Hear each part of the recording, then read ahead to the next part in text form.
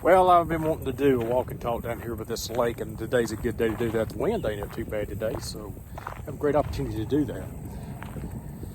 Growing odor gracefully. Did you know growing odor is a privilege? It is. I've been thinking about that a little bit here lately, and also in that growing odor gracefully. Hello everyone, my name is Jeff, and I'm over 50, and I just talk about different perspectives of life on this channel and just share my experiences and kind of what's going through this old head of mine sometimes. You know, I don't look forward to some of the things that I've got to face when I grow older, because I have watched my grandparents, my grandparents, when they grew older and they passed away, and I'm beginning to see some of that age in, my parents and some of those things that's going on with them, and the aches and the pains that comes with that, and the emotional things that come along with that. But you know what?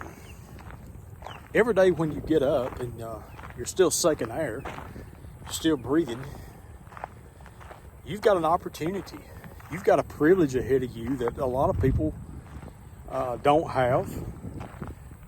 A lot of people don't have the health when they get older. If you still got your health, you've got a privilege right there before you as well. And I'm trying my best, not to get in that mindset of knowing I'm growing older to the fact that I regret growing older. I'm looking forward to the experience of it. I'm looking forward to the fact that I'm going to get to retire one of these days. And hopefully that my health holds up enough that I get to enjoy some things in this life that I haven't got to enjoy because I've been tied down to a job and responsibilities. And hopefully I get to reap the benefits of my labor one of these days. So, I count that as a great privilege, a great asset to have, when you grow older. And, I'm beginning in my 50s to experience some of the things that age brings on you. I don't have to like it, but I think it's a good idea for me, this is my opinion, that I embrace it. I embrace it. You see this beautiful lake behind me? I've been on this lake before in a boat, but it hasn't been my boat, because I've always been busy and I've raised family and I've had so much responsibility of the things that I have to pay for to raise my family that I've never been able to afford one. My son asked me the other day, he said, "Dad," he said, "when you retire, are you going to buy you a boat?" And I said, "Planning on it, son. And I'm planning on spending a lot of time on this lake right here when I do. It's not going to be my ever waking moment of my life, but I'm looking forward to that day and that opportunity to do so." That gives me some hope and something to look forward to in my aging years. It'll have to be a comfortable seat for this old guy, because the arthritis in the knees and the back and whatever. But I'm looking forward to that, and I believe that'd be a great privilege of growing old. The old question gets in my mind, or these thoughts get in my mind sometimes, well, what if you never get to buy that boat? Or what if your health fails you, you never get to do these things that you are so hopeful for in your life? Well, let's just hope that don't happen, but if it does, it's just a part of life, and I've got to accept the piece of pie that life deals me. I had an uncle that worked for many years. The man hunted. He's one of the best fishermen. The guy could catch a fish out of a 5-gallon bucket as long as it had water in it. It beat all I ever seen. And he worked many years. He ended up retiring with about $1 million. Well, he was a welder. Of course, he smoked like a smokestack on top of that, and he got throat cancer. He fought that for 10 years.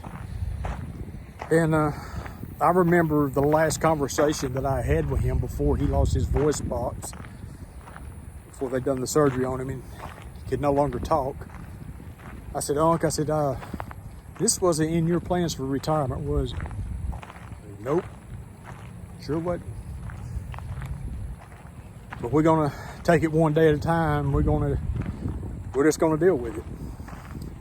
And I'm gonna tell you, the transformation that I seen in that man's life to embrace what he went through was such an such an inspiration for me. Because he was a really rough and tough type guy. And I really didn't know how he was gonna take it. But he got him a notepad and he wrote everything down that he wanted to say. Had the same sense of humor, same personality, none of that changed. But his outlook on life was so positive. And the doctor told him, he said, you're not gonna be able to be around water or anything like that. He wrote down on his piece of paper, he said, Doc,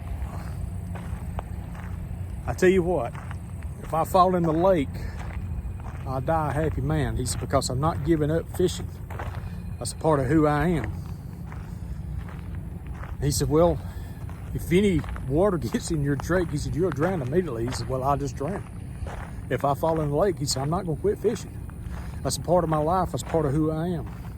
And when it got to the end, he fought that for 10 years. And when it got down to the very end, he was in hospice, and I went to see him. The first thing he wrote on his board to me, he had a little whiteboard at that time, and he'd write on it and, erase it really quick. He wrote on there, he said, well, so much for the fishing. I said, well, you caught so many fish, maybe you're gonna leave some behind for some of those other guys to catch. And he said, you know what? I don't think I'm mean enough to beat this one. I said, no, Unc, I don't think you are either. A week before the man died, he was up under his son's house helping him plumb it. His son said, Dad, he said, you come up here in the laundry room. He said, you work on this. And he said, I get on the house. He's shaking his head no like a bulldog. No. The reason I believe my uncle was that way is he had to do that to feel alive. That was a part of who he was.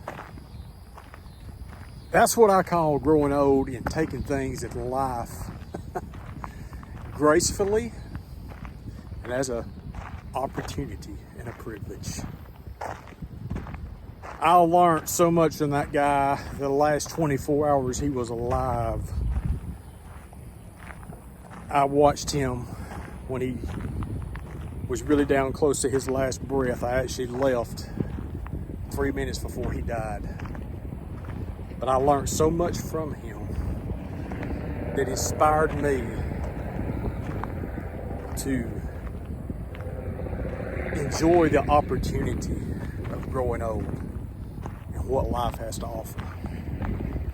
Embrace it. Whatever it deals with you, the things that are out of your control that you didn't ask for, embrace it. I hope you found this inspirational. I hope you found this useful. You just take it and do what you need to do with it, if it's helped you out in any way or made you think in any way. One of these days I'm gonna have a boat, and when I do, I'll make a video out of it. I'll make a video while I'm out in it and say, hey, I made it, I'm here. Y'all have a great day. I just want to show you some of this beautiful lake because it's not too far from my house. I love to come down here and just fish and think and shoot videos. This is one of the most beautiful places around, close to the house. About 80,000 acres it is. It's just a little spot.